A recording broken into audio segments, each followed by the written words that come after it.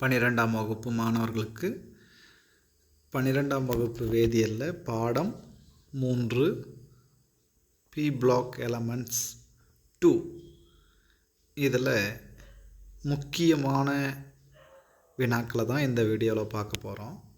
அதில் first question பார்த்தோம்னா structure of ammonia அப்படின்ற கொஷினை பார்க்கலாம்.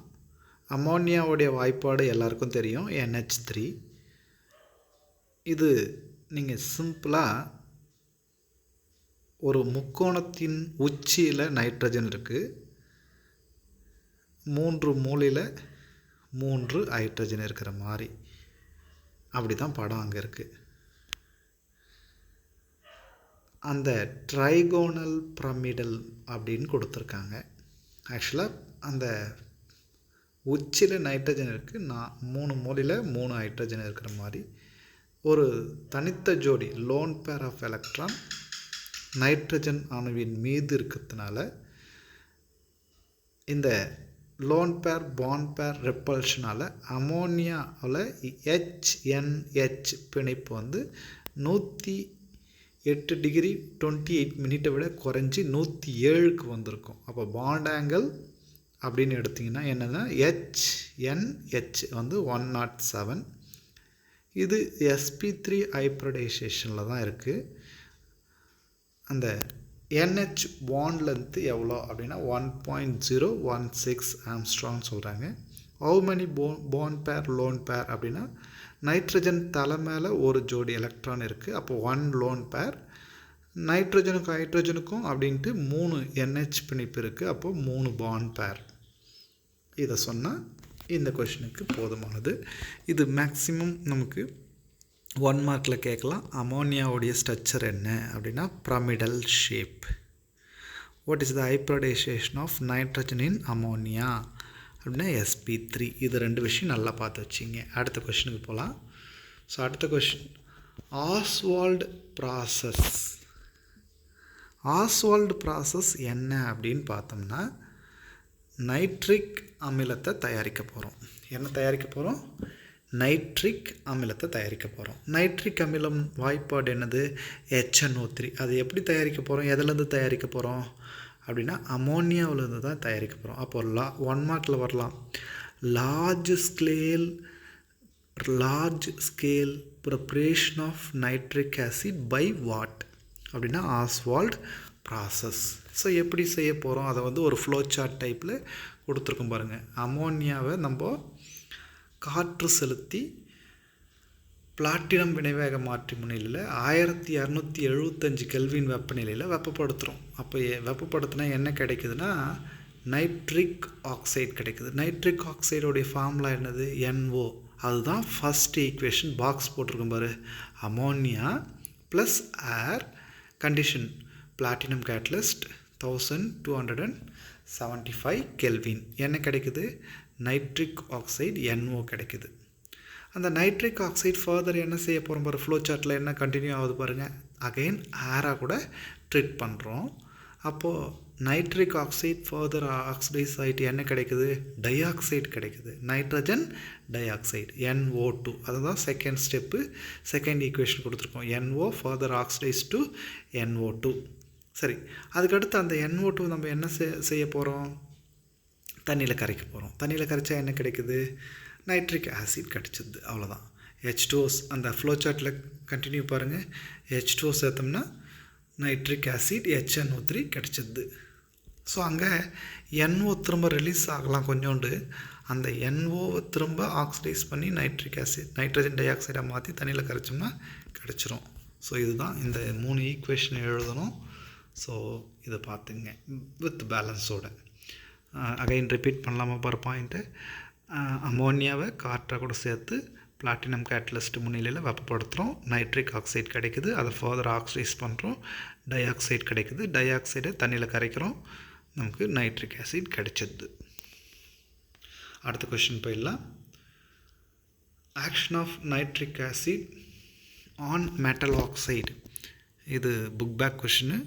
So very important question. சரி, என்ன அப்படின்னு பார்த்தோம்னா acid react with base to form salt and வாட்டர்ன்றது லோயர் கிளாஸ்லேருந்து ஆசிட் பேஸ் நியூட்ரலைசேஷன் ரியாக்ஷன் எல்லாருக்கும் தெரியும். இப்போது இங்கே மெட்டல் ஆக்சைடு வந்து பேசிக் நேச்சர். ஃபார் எக்ஸாம்பிள் நான் ஜிங்க் ஆக்சைடு எடுத்துக்கலாம், இல்லை காப்பர் ஆக்சைடு எடுத்துக்கலாம், இல்லை மெக்னீஷியம் ஆக்சைடு எடுத்துக்கலாம். அதை நைட்ரிக் ஆசிடாக கூட சேர்த்தா என்ன கிடைக்குன்னா நைட்ரேட் சால்ட் கிடைக்கும். அப்போ மெட்டல் நைட்ரேட் கிடைக்கும் ப்ளஸ் வாட்டர். அதுதான் அங்கே வேர்டிங்கில் கொடுத்துருக்காங்க பாருங்கள். Metal oxide plus nitric acid HNO3 gives metal nitrate plus H2O. அந்த மெட்டல் ஆக்சைடுக்கு நான் என்ன எடுத்துக்கிறேன், ஜிங்க் ஆக்சைடு எடுத்துக்கிறேன், நைட்ரிக் ஆசிடை நான் ஆட் பண்ணுறேன், எனக்கு ஜிங்க் நைட்ரேட் கிடைக்குது. ஜிங்க் நைட்ரேட் ஃபார்முலா என்னது, ZnNO3 twice plus water. So அடுத்த கொஷினுக்கு போயிடலாம். ரியாக்ஷன் ஆஃப் ஜிங்க் வித் முன்னவது வந்து ஆக்சைடு வந்து நைட்ரிக் ஆசிடாக கூட சேர்ந்தால் சால்ட் அண்ட் வாட்டர் கிடச்சிது. இப்போது மெட்டலே நைட்ரிக் ஆசிடாக கூட ட்ரீட் பண்ண போகிறோம். ஸோ இதில் ஜிங்க் மெட்டலை வச்சு கொடுக்குறோம், அடுத்தது காப்பர் மெட்டலை வச்சு கொடுக்குறோம். அதனால் நான் மேலே போயிடுறேன். ஸோ நல்லா பாருங்கள். 4th கொஷின் வந்து reaction of zinc with nitric acid. 5th கொஷின்னு action of copper with nitric acid. ரெண்டுத்துக்கும் என்ன டிஃப்ரென்ஸ்னு கொஞ்சம் கிளியராக பார்க்கணும். ஸோ இது செல்ஃப் எவல்யூஷனில் கூட இருக்குது கொஞ்சம், அதனால் நல்லா கவனிங்க. இந்த ஜிங்க்குக்கு பதிலாக மெக்னீஷியத்தை கொடுத்து புக்கில் கொடுத்துருக்காங்க, அதையும் நீங்கள் கவனிக்கணும். ஏன்னா நிறைய ஈக்குவேஷன் இருக்குது, அதனால் நல்லா படிக்கக்கூடிய மாணவர்கள் ஈஸியானது புரிஞ்சிக்கலாம். டைல்யூட் நைட்ரிக் ஆசிட் போட்டால் என்ன கேஸ் லிபரேட் ஆகுது, கான்சன்ட்ரேட்டட் நைட்ரிக் ஆசிட் போட்டால் என்ன லிபரேட் ஆகுது, அதுதான் வித்தியாசமே. மற்றதெல்லாம் சேமு. அதாவது metal react with acid form its salt with water. Salt and water கிடைக்க போகிறது காமன். இப்போ ஃபார் எக்ஸாம்பிள் முன்னாடி basic oxide react with salt nitric acid to give a salt and water அப்படின்னு பார்த்தோம்லவா. Metal oxide plus nitric acid gives metal nitrate plus water பார்த்தோமல்லவா 3rd question. அதே மாதிரி இங்கே metal plus nitric acid gives metal nitrate plus வாட்டர்ன்றது common. நீங்கள் இந்த 4 equation இருக்குது, 4th ஒரு 2 இருக்குது, 5th ஒரு 2 இருக்குது, எல்லாத்துலேயுமே காமன் அது. அங்கே இங்கே வந்து ஜிங்க் நைட்ரேட் ஃபார்ம் ஆகுது, அங்கே காப்பர் நைட்ரேட் ஃபார்ம் ஆகுது. ஜிங்க் நைட்ரேட் ஃபார்மில் ZnNO3 twice, copper nitrate CuNO3 twice. So இதில் என்ன வித்தியாசன்றதை நல்லா பார்த்து வச்சுங்க. ஜிங்காக கூட நீங்கள் டைல்யூட் நைட்ரிக் ஆசிட் சேர்த்திங்கன்னா N2O, அதாவது நைட்ரஸ் ஆக்சைடு, லாஃபிங் கேஸ்ன்னு சொல்லுவோம், சிரிப்பூட்டும் வாயு, அது கிடைக்குது N2O. இதுவே கான்சன்ட்ரேட்டட் ஆசிட்னா nitrogen dioxide NO2 liberate ஆகுது. இதுவே நம்ம காப்பரில் பார்த்தோம்னா நைட்ரிக் ஆக்சைடு NO கிடைக்குது, அதுவே இங்கே பார்த்தோம்னா NO2 கிடைக்குது. இதுதான் வித்தியாசம், மற்றதெல்லாம் சேமாக இருக்கும். அதை கம்பேர் பண்ணுங்கள். அடுத்தது பேலன்ஸ் பண்ணணும். அடுத்த விஷயம் பேலன்சிங். ஸோ ஃபஸ்ட்டு ஈக்குவேஷனை நேராக எழுதி பழகுங்க. இது ஒரு முறை வீடியோ பார்த்துட்டு வந்துட்டிங்கன்னா போர்டில் ஈக்குவேஷன் எழுதி எக்ஸ்பிளைன் பண்ணும்போது ரொம்ப ஈஸியாக இருக்கும். அடுத்த கொஷின் போயிடலாம். ஸோ இங்கே இன்ட்டெல்லாம் பார்த்து வச்சுங்க. அடுத்தது 6வது வினா, ப்ரிப்ரேஷன் ஆஃப் பாஸ்பீன். பாஸ்பீன்றது என்னது, PH3. அமோனியா NH3ன்னு பார்த்தோம், பாஸ்பீன் PH3. பாஸ்பீன்றது எப்படி தயாரிக்கிறோம் அப்படின்னா, ஒயிட் பாஸ்பரஸ் அதை P4ன்னு சொல்லுவோம், அட்டாமிசிட்டி 4. அதை நம்ம ஆக்வஸ் சோடியம் ஹைட்ராக்சைடு சேர்த்து கார்பன் டை ஆக்சைடு வந்து எரிவதற்கு துணை புரியாது. ஏன்னா இங்கே எதுக்காக கார்பன் டை ஆக்சைடு வச்சுருக்கோன்னா, பாஸ்பரஸ் வந்து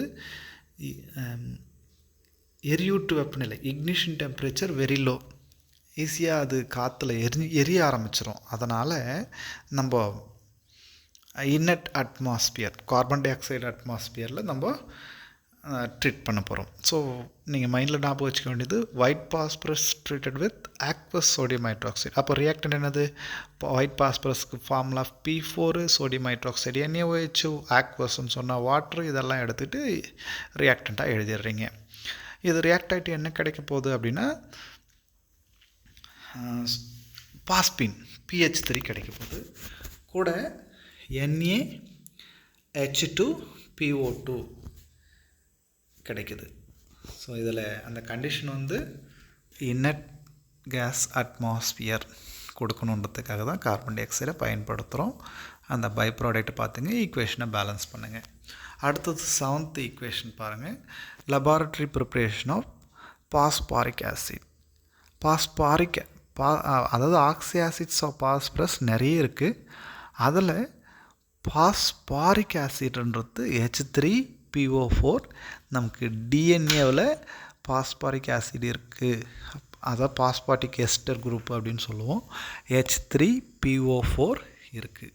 அப்போ அந்த H3PO4 தான் தயாரிக்கிறோம். இதுக்கு ஞாபகம் வச்சுக்க வேண்டியது, நீங்கள் P4 red phosphorus, white phosphorus P4 தான், ரெட் பாஸ்பரஸும் P4 தான். ஸோ P4 நைட்ரிக் ஆசிடாக கூட, ஸோ 1:4 ரேஷியோவில் நம்ம ஈட் பண்ணுற மாதிரி மைண்டில் ஞாபகம் வச்சுங்க. 4 அதை P4ன்னு எழுதுறதுனால 4 பார்ட்டு, அப்போ 5 பார்ட் அப்படின்னும் போது 4×5=20 நைட்ரிக் ஆசிட் சேர்த்து iodine catalyst, in presence of iodine catalyst நம்ம ஈட் பண்ணோம்னா பாஸ்பாரிக் ஆசிட் H3PO4 கிடைக்கும், ப்ளஸ் வாட்டர் கிடைக்கும், ப்ளஸ் நைட்ரஜன் டை ஆக்சைடு வந்து எவால்வ் ஆகும். ஸோ அதுதான் அங்கே எழுத வேண்டியது. ஸோ அங்கே nitrogen dioxide NO2 liberate ஆகும். எவ்வளோனா 20 NO2 லிபரேட் ஆகுது. அந்த ஈக்குவேஷனை பார்த்துங்க. ஸோ அடுத்தது chemical behaviour of chemical reactions. இது புக் பேக் கொஷின்னு. Right any 2 chemical properties of phosphine கொடுத்துருக்காங்க. இங்கே ஆக்சுவலாக 3 ஈக்குவேஷன் கொடுத்துருக்கேன். அதில் 3மே படித்தா நல்லது, ஆர் எனி 2 உங்களுக்கு எது ஈஸியாக இருக்கோ. ஒன்று, பாஸ்பின் வந்து காற்றுடன் வினைபுரியும் போது என்ன கிடைக்குது. ரெண்டாவது, பாஸ்பின் வந்து குளோரினா கூட வினைபுரியும் போது எப்படி கிடைக்குது.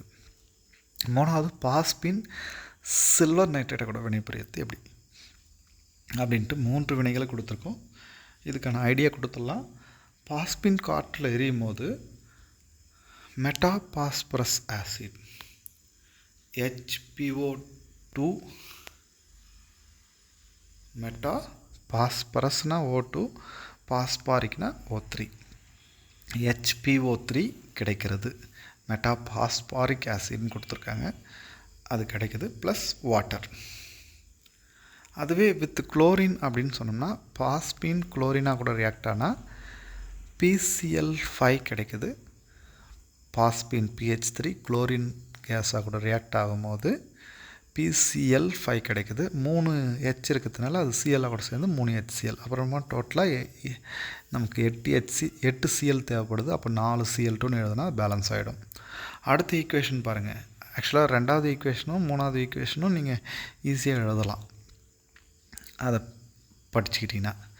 பாஸ்பரஸ் பென்டாக்ளோரைடு கிடைக்குது, அந்த 3 H 3 HCl போதுன்னு ஈஸியாக ஞாபகம் வச்சுக்கலாம்ல.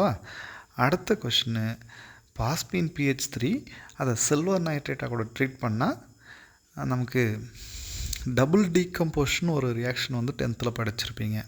அப்படின்னா என்னென்னா, கேட்டியான் ஆனியான் வந்து அந்த எக்ஸ்சேஞ்ச் பண்ணுற மாதிரி இடம் மாறணும். அப்போ H இருக்கிற இடத்துக்கு ஏஜியும், ஏஜி இருக்கிற இடத்துக்கு Hம் வந்தால் சரியாக போயிடுமா பாருங்கள். அந்த ஈக்குவேஷன் நல்லா உன்னிப்பாக பாருங்கள். H இருக்கிற இடத்துக்கு ஏஜியும், ஏஜி இருக்கிற இடத்துக்கு Hம் வந்தால் அப்போ ப்ராடக்ட் என்னது? AG3P plus HNO3. பேலன்ஸ் பண்ணதுக்காக இந்த பக்கமும் 3 சேர்ப்போம், அந்த பக்கமும் 3 ப்ராடக்ட் வெளியே போகும். அப்போ 3 HNO3 சேர்க்கணும், 3 HNO3 வெளியே போகும். அப்போ அந்த ஈக்குவேஷனை அழகாக எழுதிடலாம். அடுத்தது 9வது கொஷின்னு, யூசஸ் ஆஃப் பாஸ்பின். இது 1 மார்க் கொஷினில் கேட்பாங்க. அடுத்தது ஒரு 2 மார்க் கொஷினில் வாட் இஸ் ஓல்ம்ஸ் சிக்னல், HOLMES, ஓல்ம்ஸ் சிக்னல்னால் என்னன்னு கேட்கலாம். ஸோ அதனால் நல்லா பாருங்கள். பாஸ்பீன் வந்து காற்றில் எரிஞ்சு ஒரு அந்த புகையை தரும், அதனால் ஸ்மோக் ஸ்க்ரீனாக யூஸ் ஆகுது அப்படின்னு சொல்லுவாங்க. Point number 1 smoke screen. அப்போ which compound produce smoke screen are used as a smoke screen அப்படின்னு கேட்கும்போது பாஸ்பீன் ஆன்சர் PH3. அது ரிப்பீட்டட் 1 மார்க், மறந்துடாதீங்க. அடுத்தது ஓல்ம்ஸ் சிக்னல் அப்படின்னு சொல்லும் போது ஒரு கற்பனையாக நம்ம ஈஸியாக புரியறதுக்காக சொல்கிறது பார்த்துக்குங்க. நம்ம கப்பலில் பயணம் போகிறோம், அப்போது திடீர்னு ஒரு ஆபத்தோ இல்லை ஏதோ ஒரு அப்ரோச்மெண்ட்டுக்காக நமக்கு ஃபஸ்ட் எய்ட் பாக்ஸுன்னு நம்ம சொல்கிற மாதிரி அங்கே ஃபஸ்ட் எய்ட் பாக்ஸ் மாதிரி ஒரு பாக்ஸ் இருக்கும். அந்த பாக்ஸில் கால்சியம் கார்பைடும் கால்சியம் பாஸ்பைடும் ஃபில் பண்ணி வச்சுருக்காங்கன்னு நினச்சிங்க. என்ன இருக்குது, நம்ம ஃபஸ்ட் எய்ட் பாக்ஸில் என்னென்ன இருக்குன்னு தெரியும், அது மாதிரி அங்கே கால்சியம் கார்பைடு கால்சியம் பாஸ்பைடு இருக்குது. அந்த கால்சியம் கார்பைடு பாஸ்பைடு இருக்கிற பாக்ஸை தூக்கி தண்ணியில் போட்டிங்கன்னா அந்த உள்ளே இருக்கிற காம்பவுண்டாக கூட தண்ணி அந்த பாக்ஸ் வழியாக உள்ளே நுழைஞ்சி தொலை இருக்கும் பாக்ஸில், அது வழியாக நுழைஞ்சி அந்த கால்சியம் கார்பைடு கால்சியம் பாஸ்பைடாக கூட ரியாக்ட் ஆக போகுது. கார்பைடாக கூட ரியாக்ட் ஆனால் அசிட்டிலின் கிடைக்கும், பாஸ்பைடாக கூட ரியாக்ட் ஆனால் பாஸ்பீன் கிடைக்கும். கால்சியம் கார்பைடாக கூட ரியாக்ட் ஆனால் அசிட்டிலின் கிடைக்கும், பாஸ்பைடாக கூட சேர்ந்தால் பாஸ்பீன் கிடைக்கும். அந்த அந்த உருவாகிற அந்த கேஸு அந்த பாக்ஸ் விட்டு வெளியே வந்தவுடனே அந்த பாஸ்பீன் வந்து காற்றுல உடனடியாக ஃபயர் ஆகும், எரியும், கேச்சஸ் ஃபயர். ஸோ அது எரிஞ்சு இந்த அசிட்லினையும் சேர்த்து எரிய வைக்கும். அப்போது ஒரு பெரிய ரெட் ஃப்ளேம், அதாவது செஞ்சோப்பு அந்த சுடரை ஏற்படுத்தும். இது கப்பல்களுக்கு வழிகாட்டியாக ஷிப் அப்ரோச் ஆகிறதுக்கு பயன்படுகிறது அப்படின்ற மாதிரி கொடுத்துருக்காங்க. ஸோ இதுதான் விஷயம். அதுக்கான ஈக்குவேஷன் கொடுத்துருக்கோம்.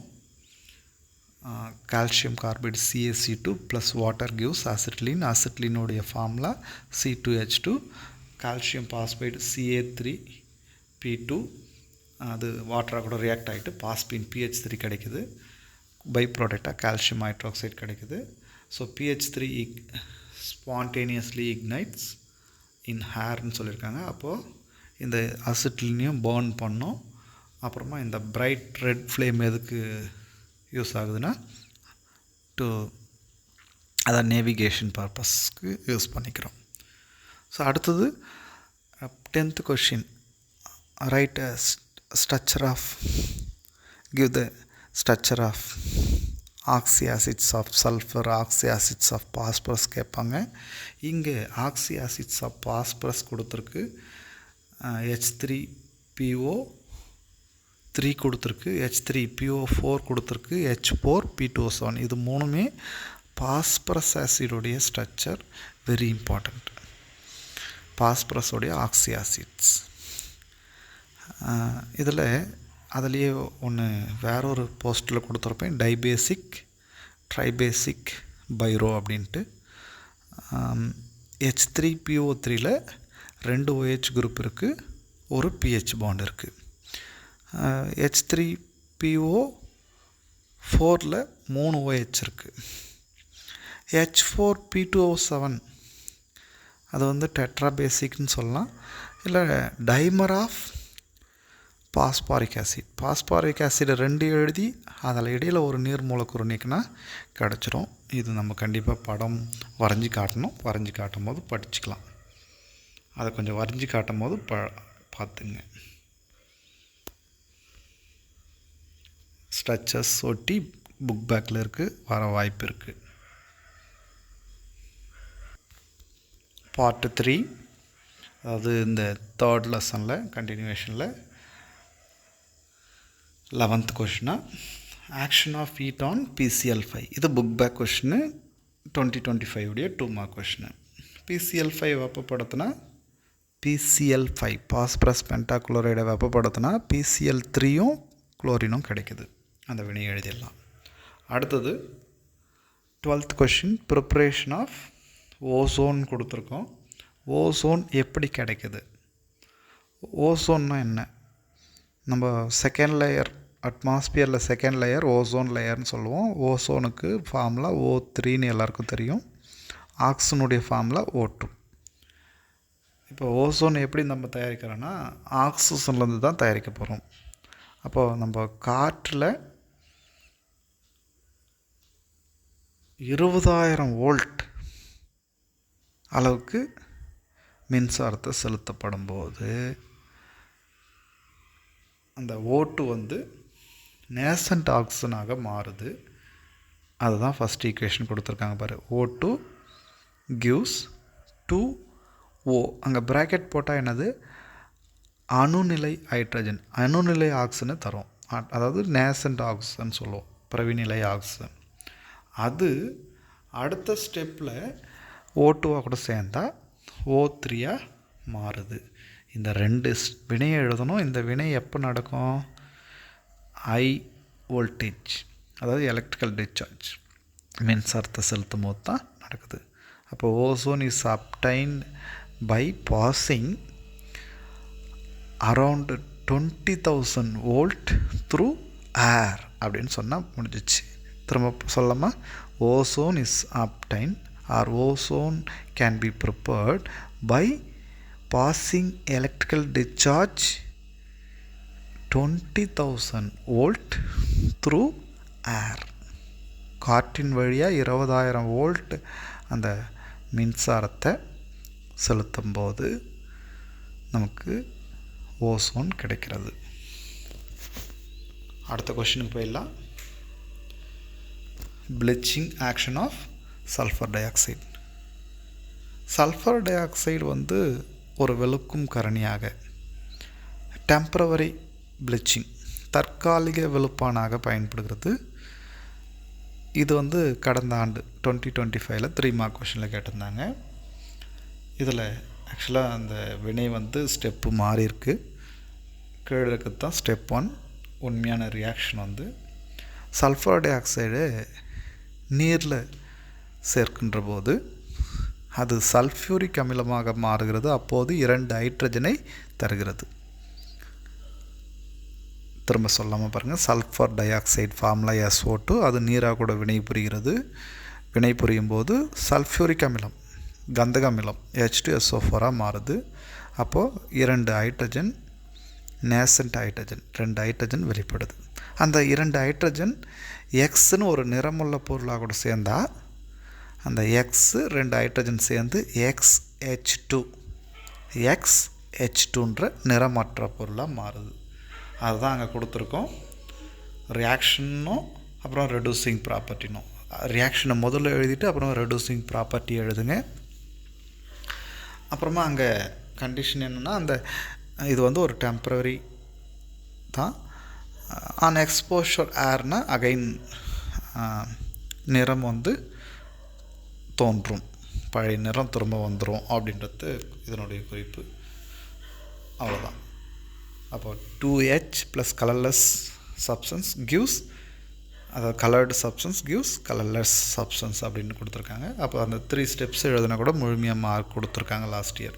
அடுத்த கொஷனுக்கு போகலாம். சல்ஃபியூரிக் ஆசிட் வாய்ப்பாடு எல்லாருக்கும் தெரியும், H2SO4. It is a dibasic acid. அது ஒரு இருகாரத்துவ அமிலம், டைபேசிக் ஆசிட். அப்போ அதை ப்ரூவ் பண்ணுங்க அப்படின்ற கொஷின் இதுவும் ஒரு பாட்டி பப்ளிக்கில் கேட்டிருக்காங்க. டைபேசிக்னா என்ன, 1 மோல் அமிலம் நீர் கரைசல் பிரிகடைந்து 2 மோல் H+ அயனியை தந்தால், அதாவது 2 பிரிகை அடையும் H+ அயனியை கொண்டிருந்தால் அது இருகார்த்துவ அமிலம்னு சொல்லுவோம், டைபேசிக். அப்போ இங்கே பார்த்தோம்னா H2SO4 react with sodium hydroxide alkali to give 2 different salts. Sodium bisulfate, sodium sulfate னு ரெண்டு வகையிலான உப்புக்களை தருது. பைசல்ஃபேட் ஒன்று கிடைக்குது, சல்ஃபேட் ஒன்று கிடைக்குது. பைசல்ஃபேட் NaHSO4, சல்ஃபேட் வந்து Na2SO4. அதனுடைய ஈக்குவேஷன் எழுதுவோம் தான். நல்லா கவனிங்க. ரியாக்டன்ட் என்னது, சல்ஃபியூரிக் ஆசிட் H2SO4 என்னவாக கூட ரியாக்ட் ஆகுது, பேஸ் சோடியம் ஹைட்ராக்சைடாக கூட ரியாக்ட் ஆகுது NaOH. ஃபஸ்ட்டு வந்து 1 மோல் சோடியம் ஹைட்ராக்சைடு, ரெண்டாவது வந்து 2 மோல் சோடியம் ஹைட்ராக்சைடோட ரியாக்ட் ஆகணும். 1 மோல் சோடியம் ஹைட்ராக்சைடோட ப்ராடக்ட் வந்து NaHSO4, 2 மோலாக கூட Na2SO4.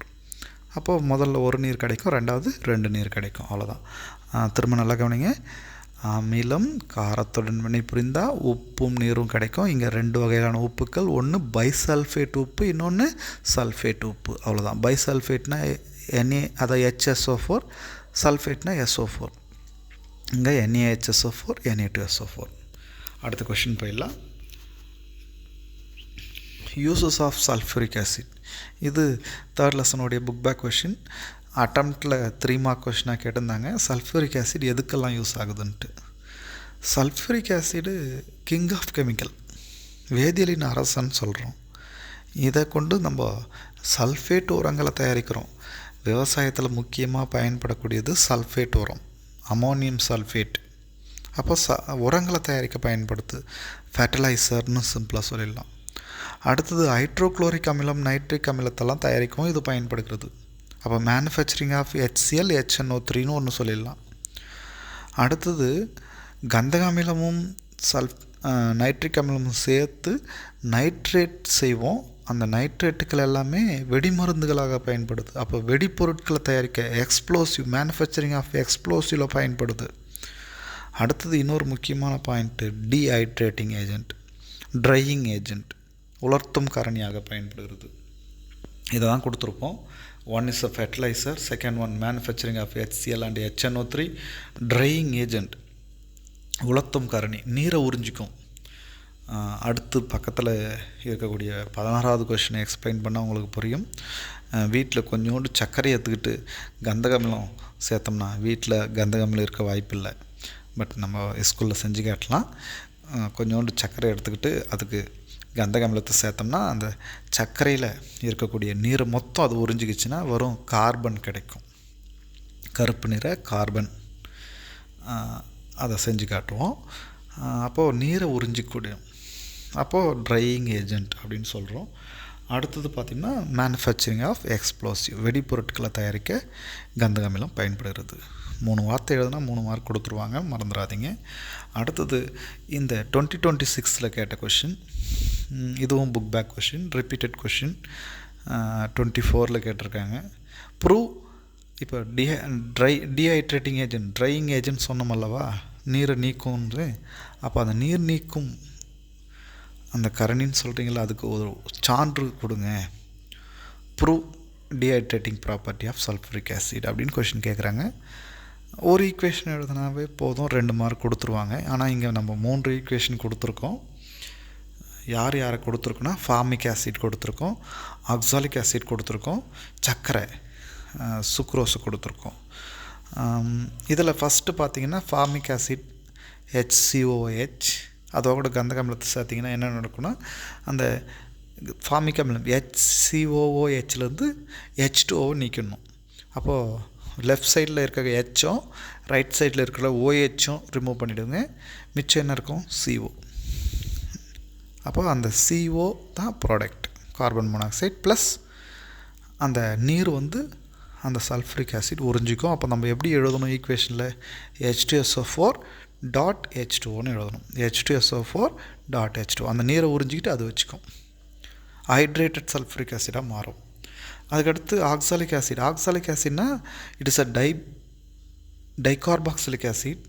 டைகார்பாக்சில்னா 2 COH தொகுதி இருக்கும், நேரடியாக இணைஞ்சிருந்தால் அதுக்கு தான் பேர் ஆக்சாலிக் ஆசிட். ஆக்சாலிக் ஆசிட் உடைய சீரீஸை நான் எழுதி போட்டிருப்பேன். Oh my son go and play, oh my son go and play, oxalic acid, malonic acid, succinic acid, glutaric acid, adipic acid, pimelic ஆசிட்னு இருக்குது. இதில் ஆக்சாலிக் ஆசிடு நம்ம சல்ஃபூரிக் ஆசிட் சேர்த்திங்கன்னா, ஆக்சாலிக் ஆசிடை கூட சல்ஃபூரிக் ஆசிட் சேர்த்திங்கன்னா நீரை நீக்கினா ஒரு COவும் ஒரு CO2வும் கிடைக்கும். அப்போது CO + CO2 + H2SO4 dot H2O. சக்கரை C12H22O11, இதுக்கு சேர்த்திங்கன்னா அதில் 11 நீர் மூலக்கூறு இருக்குது. கார்போஹைட்ரேட் பயாலஜிலையும் சொல்லி கொடுத்துருப்பாங்க. It is hydrates of carbon அப்படின்னு வார்த்தை சொல்லுவாங்க பயாலஜியில். கார்பனுடைய ஹைட்ரேட்டுகள் தான் கார்போஹைட்ரேட்டுகள். அப்போது சர்க்கரை வந்து C12H22O11 ஃபார்முலா கொடுத்துருக்கோம். ஆனால் நீங்கள் அங்கே எப்படி ஞாபகம் வச்சுக்கலாம், C12H2O11 ஞாபகம் வச்சுக்கலாம். H2O11 எக்ஸ்பேண்ட் பண்ணிங்கன்னா H22O11 கிடச்சிரும். அதோட கூட சல்ஃபூரிக் ஆசிட் சேர்த்திங்கன்னா அந்த 11 நீரை சல்ஃபூரிக் ஆசிட் உறிஞ்சிக்கும். அப்போது 12 கார்பன் கிடைக்கும் ப்ளஸ் H2SO4.11H2O. அடுத்தது 17வது question, test for sulphuric acid or sulphate ion. இது 11th ப்ராக்டிக்கல் இருக்குது, நம்ம செய்து காட்டியிருப்போம். கொஞ்சோண்டு சல்ஃபூரிக் ஆசிட் எடுத்துக்கிட்டு 1 or 2 drops பேரியம் குளோரைடு சேர்த்திங்கன்னா அந்த கிளியர் சொல்யூஷன், நம்ம சல்ஃபூரிக் ஆசிட் டைல்யூட் சொல்யூஷன் கூட எடுத்துங்க, ஒரே ஒரு ட்ராப் சல்ஃபூரிக் ஆசிடை தண்ணியில் சேர்த்து அந்த அந்த அந்த ஆக்வஸ் சல்ஃபூரிக் ஆசிடை ஒரு ட்ராப் பேரியம் குளோரைடு சேர்த்திங்கன்னா உடனே ஒயிட் ப்ரெசிபிடேட் கிடைக்கும். என்னென்னா barium chloride white precipitate form ஆகும். இந்த ரியாக்ஷன் தான் டெஸ்ட் ஃபார் சல்ஃபூரிக் ஆசிட்னு கொடுக்குறாங்க. ஏதாவது ஒரு டெஸ்ட் வர வாய்ப்பு இருக்குது, அதனால் இதை படிக்கணும். ஈக்குவேஷன் எது இல்லைம்மா, H2SO4 ப்ளஸ் BaCl2 1000 மார்க் போட போகிறீங்க.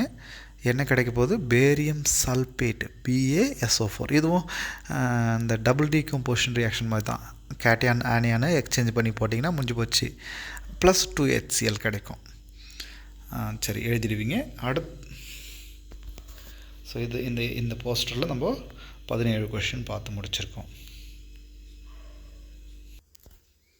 அடுத்ததாக 19வது வினா, ஆக்சுவலாக 18வது வினா ஆக்சி ஆசிட்ஸ் ஆஃப் சல்ஃபூரிக் ஆசிட் எழுதணும். இங்கே ஸ்ட்ரக்சரை நான் தெளிவாக கொடுக்கல, அது இன்னொரு கடைசியாக கொடுக்குறேன். Manufacturing of chlorine. இங்கே மேனுஃபேக்சரிங் ஆஃப் குளோரின் வந்து 3 மெத்தடில் கொடுத்துருக்கோம். ஒன்று வந்து லெபார்ட்ரி மெத்தட், இன்னொன்று வந்து டெக்கான் ப்ராசஸ், இன்னொன்று வந்து எலக்ட்ரோலைட்டிக் ப்ராசஸ். 3 மெத்தடில் கொடுத்துருக்கோம். ஃபஸ்ட்டு வந்து டெக்கான் ப்ராசஸ்.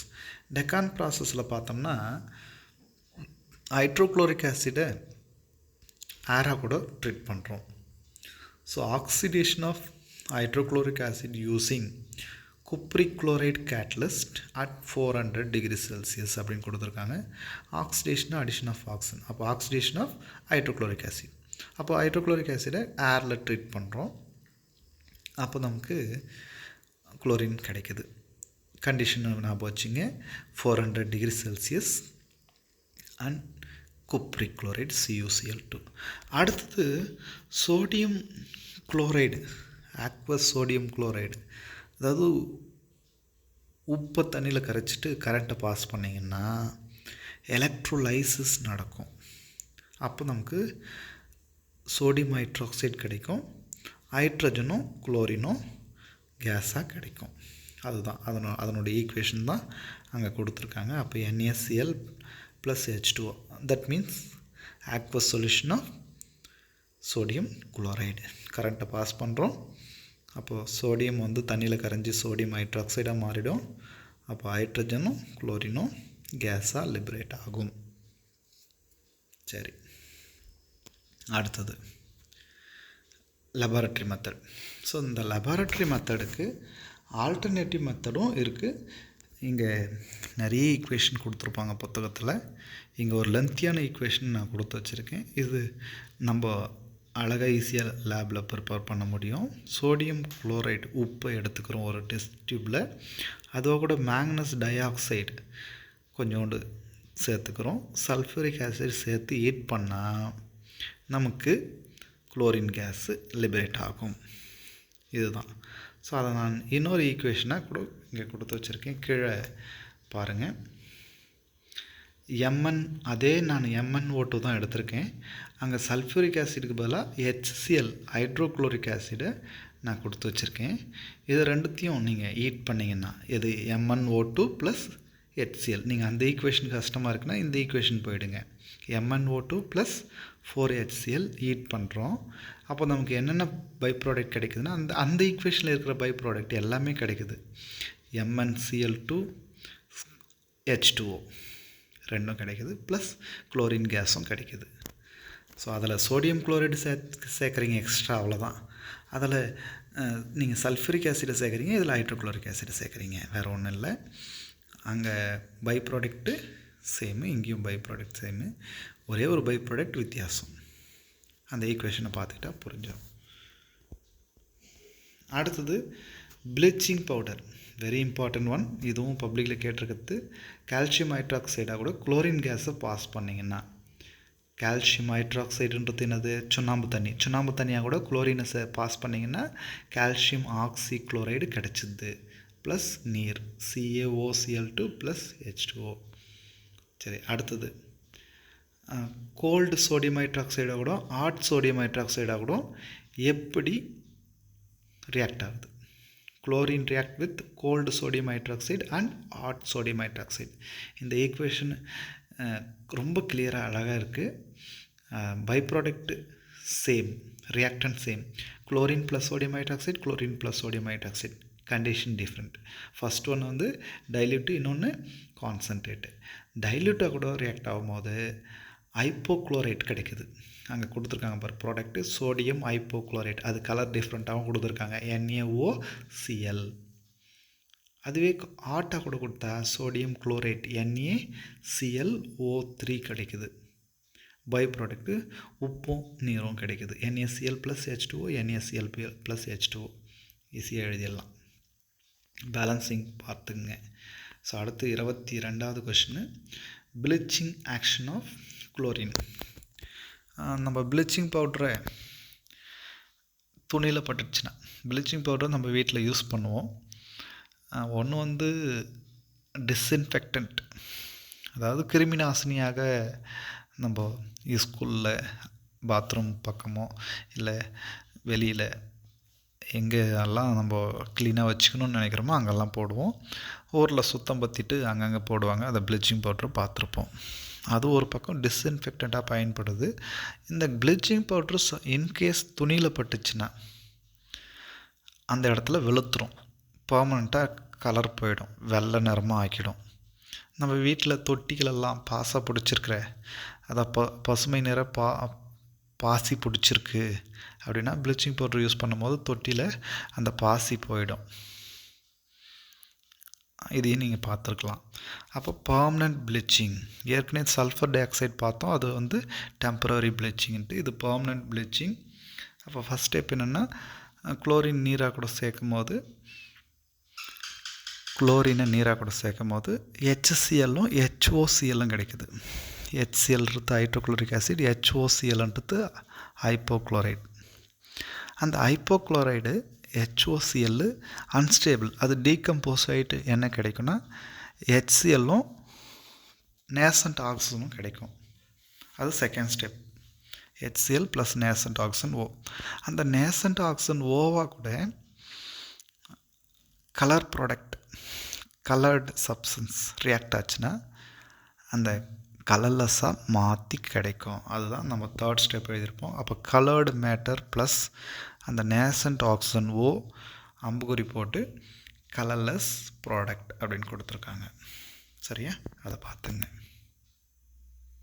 இதுவும் ஒரு இம்பார்ட்டண்ட் கொஷின். கடைசியாக நம்ம கொஷின் நம்பர் 22 பார்த்தோம், போஸ்டர் 4ல். இது போஸ்டர் 5ல். Very very important topic. What are interhalogen compound, then characteristics of interhalogen compound, structure of interhalogen compound அப்படின்லாம் நம்ம பார்க்க போகிறோம். ஃபஸ்ட்டு இன்டர் ஹாலஜன் காம்பவுண்ட்னா என்ன? Each halogen react or combine with other halogen to form a series of compounds are called interhalogen compound. இது பப்ளிக்கில் கேட்ட question, last year 2 மார்க்கில் கேட்டிருந்தாங்க. வாட்டாருக்கு 1 மார்க், எக்ஸாம்பிளுக்கு 1 மார்க். ஒரு ஹாலஜன் இன்னொரு ஹாலஜனாக கூட வினை புரிஞ்சு கிடைக்கிற சேர்மம் தான் ஹாலஜனோடைய சேர்மம். Each halogen combined with another halogen to form a compound is called interhalogen compound. இது என்ன ஃபார்முலா ஒட்டி வரும் அப்படின்னா ஏபிஎன். அந்த எண் வந்து 1 இருக்கலாம், 3 இருக்கலாம், 5 இருக்கலாம், 7 இருக்கலாம். ஆட் நம்பர்ஸ் ஞாபகம் வச்சுக்க. ஏபி, ஏபி3, ஏபி5, ஏபி7 அப்படின்ட்டு 4 டைப்ஸ் இருக்குது. ஏ வந்து எப்போவுமே லார்ஜர் ஆட்டமாக இருக்கணும், பி வந்து ஸ்மாலர் ஆட்டமாக இருக்கணும். எக்ஸாம்பிள் சிஎல்எஃப், பிஆர்எஃப், ஐஎஃப்னெல்லாம் இருக்குது. இது நான் ஒன்றா எழுதியிருக்கேன். நீங்கள் பக்கத்தில் 3 போடுற மாதிரி எழுதலாம். அப்போது சிஎல்எஃப்3, பிஆர்எஃப்3, ஐஎஃப்3ன்னு எழுதலாம். அதேமாதிரி 5 வச்சும் எழுதலாம். சிஎல்எஃப்5, பிஆர்எஃப்5, ஐஎஃப்5ன்னு எழுதலாம். சரி, அதுக்கடுத்து பக்கத்துலேயே பாருங்கள் 24th question, properties of interhalogen compound. இந்த காம்பவுண்டில் அந்த சென்ட்ரல் ஆட்டம் ஏ ஆட்டம் யாராக இருக்கணும்? அங்கேயே ஒரு வார்த்தை கொடுத்துருக்கு, லார்ஜர். அப்போது central atom should be a larger atom. அது ஒரு பாயிண்ட். ஃபஸ்ட் பாயிண்ட்டே அதான் எழுதியிருக்கோம், central atom is always a larger halogen அப்படின்ட்டு. இந்த ஹாலஜனுடைய சேர்மம் அப்படின்னு சொன்னால் 2 ஹாலஜனுக்கு இடையில் தான் உருவாகணும். அப்போது formed by 2 different halogens, not same, 2 different halogens. குளோரினோ ஃப்ளோரினோ சேர்ந்து சிஎல்எஃப்பை கொடுக்கும். குளோரினோ புரோமினோ சேர்ந்து பிஆர்எஃப்பை கொடுக்கும். அது மாதிரி கொடுக்கும், பார்த்துங்க. ஃப்ளோரின் ஸ்மாலர் சைஸாக இருக்கிறதுனால it never act as a central ஆட்டம்.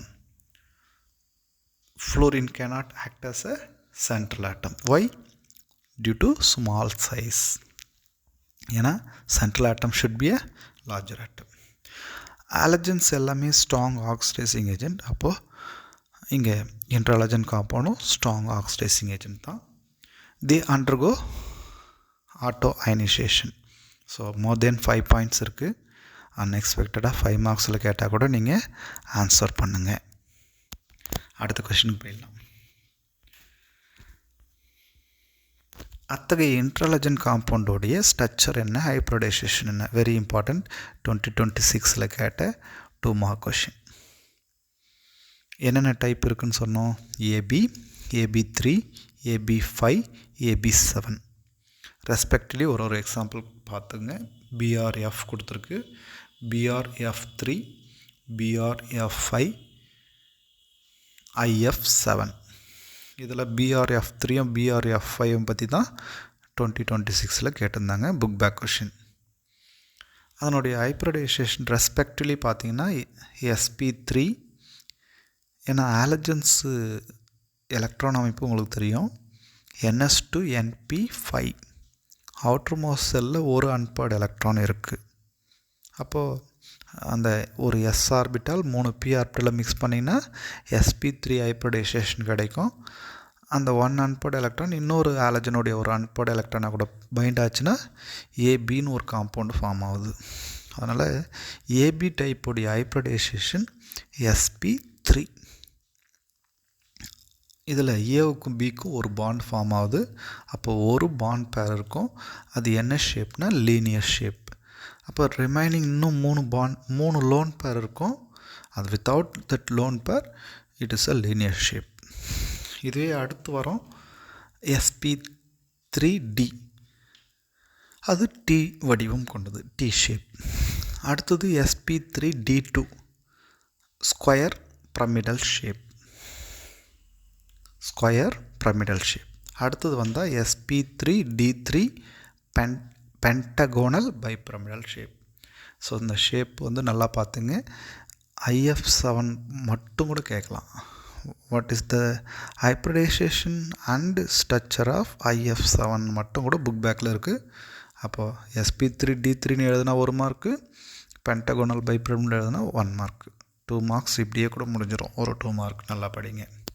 அடுத்தது YHF not stored in glass bottles because it react with silica. கிளாஸ்ன்றது என்னது? சிலிக்கா இல்லை சோடியம் சிலிக்கேட், அதோட ரியாக்ட் பண்ணும். So react with HF. Silica வந்து reacts with HF. That's why it is not stored in glass bottles. It is stored in plastic containers. அதுதான் அங்கே சொல்கிறாங்க. அதனுடைய ஈக்குவேஷன் சிலிக்கான்றது ஃபார்முலா SiO2, அதை HFஆ கூட ட்ரீட் பண்ணுறோம். அங்கே 2 O இருக்கிறதுனால 4 HF சேர்க்குறோம். ஏன்னா H2Oவாக போகணும். அப்போ 2 Oனா 4 H தேவைப்படுது. அப்போ 2 H2O போயிடும். அந்த 4 F சேர்ந்தால் SiF4 கிடச்சிரும். அடுத்தது 26th கொஷின் முடிஞ்சால் 27. ஜெனானுடைய காம்பவுண்ட். ஜெனான் யூஸ்வலாக மந்தவாயுக்கள் சேர்மங்களை உருவாக்காது. ஆனால் ஜெனான் மட்டும் சேர்மங்களை உருவாக்குது. அது ஃப்ளோரினா கூட சேர்ந்து ஃப்ளூரைடுகளை தருது. என்னென்ன ஃப்ளூரைடுகள் எல்லாம் இருக்குது அப்படின்னா XeF2, XeF4, XeF6ன்னு 3 காம்பவுண்ட் கிடைக்கிது. அதுக்கடுத்து ஆக்சி ஃப்ளூரைடு இருக்குது, XeOF2, XeOF4 இருக்குது. அப்புறமா ஆக்சைடு XeO3ன்னு இருக்குது. இதனுடைய ஹைப்ரிடைசேஷன் என்ன, ஸ்ட்ரக்சர் என்ன அப்படின்னு கொஷின் இருக்குது. So very important for 1 marks. எது ஒன்றாலும் வரலாம், கொஞ்சம் நல்லா பார்த்து வச்சுங்க. அடுத்தது யூசஸ் ஆஃப் நோபல் கேஸஸ். இதில் 2 கொஷின் புக் பேக்கில் இருக்குது. Write uses of helium, write uses of argon. இதை தவிர மற்றதும் கேட்கலாம். இதில் நம்ம இந்த ஆர்கானும் ஹீலியமும் கூட நியானும் கொடுத்துருக்கு. So very very important. 2027 expect பண்ணக்கூடிய கொஷினில் இது ஃபஸ்ட் மோஸ்ட்டாக வச்சுக்குவோம். கடைசி கொஷினு ஃபஸ்ட் மோஸ்ட்டாக வச்சுக்குவோம்.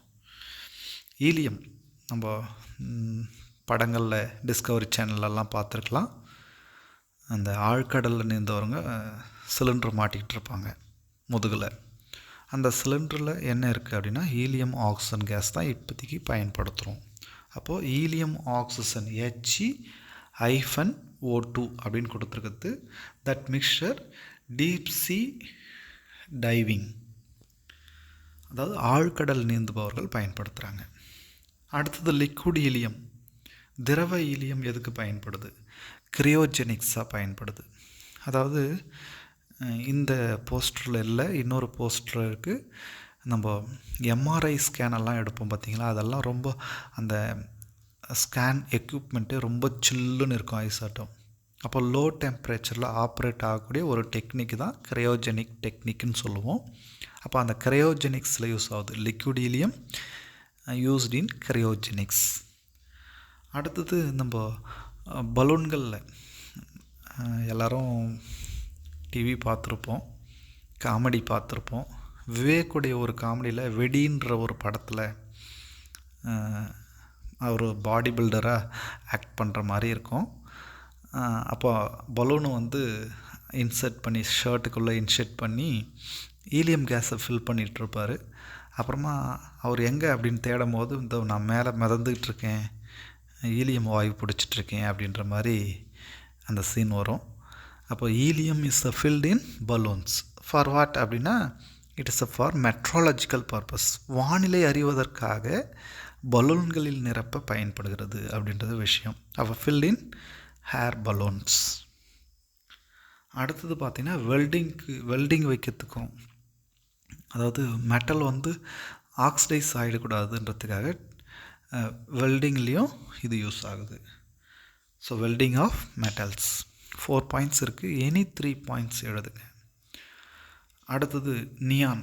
நம்ம சிட்டி சைட்லலாம் பார்த்தோம்னா நிறைய டெக்கரேஷன் பர்பஸ்க்காக நிறைய கலராக லைட் போடுறாங்க. ஏன் திருவிழா காலங்களில் ஊர்களில் கலராக லைட் போடுறாங்க. ஸோ அந்த லைட்ஸ் எல்லாம் என்னென்ன லைட்டு? Neon light.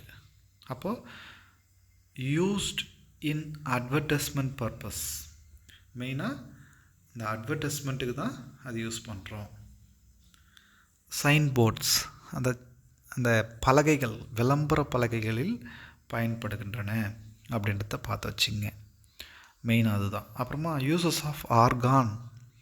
நம்ம வீட்டில் குண்டு பல்புகள் இருக்கும், இன்கேண்டிசன்ட் பல்புன்னு சொல்லுவோம். அந்த இன்கேண்டிசன்ட் பல்பில் இருக்கக்கூடிய அந்த ஃபிலமெண்ட், டங்ஸ்டன் ஃபிலமெண்ட் எரிஞ்சிடக்கூடாதுன்னா என்னென்னா பேர்ன் ஆகக்கூடாது. அது லாங் லைஃப் வரணும். அப்படின்றதுக்காக அந்த குண்டு பல்புக்குள்ளே ஃபில் பண்ணியிருக்கிற கேஸ் என்னது அப்படின்னா ஆர்கான் கேஸ். அதுதான். அப்போது இட் ப்ரிவெண்ட் ஆக்சிடேஷன் ஆஃப் அந்த ஆர்ட் ஃப்ளமெண்ட். அந்த அந்த கம்பி சுருளுக்கு பேர் தான் ஃப்ளமெண்ட்டுன்னு சொல்கிறோம். அது ஆக்சிடைஸ் ஆகக்கூடாதுன்றதுக்கு தான் உள்ளே நம்ம ஏரில் குண்டு பல்புக்குள்ளெல்லாம் மந்த வாயுக்கள் தான் நிரப்பப்பட்டிருக்கு, காற்று கிடையாது. காற்று இருந்தால் அது தீப்பிடிச்சு எரிஞ்சிடும் சூட்டில். So to prevent the oxidation of art filament and increase the life of the electrical bulb. So இப்படி உள்ளே ஃபில் பண்ணியிருந்தனால ரொம்ப நாளைக்கு அது தாங்கி இருக்கும், நம்ம பல்ப் லாங் லைஃப் வரும். அதுதான். So increase life of electrical bulbs. So இந்த 30 கொஷின் கொடுத்துருக்கோம். இந்த வீடியோவை பார்த்து 30 இம்பார்ட்டன்ட் கொஷினை படித்து முடிச்சிடுங்க. தேங்க்யூ.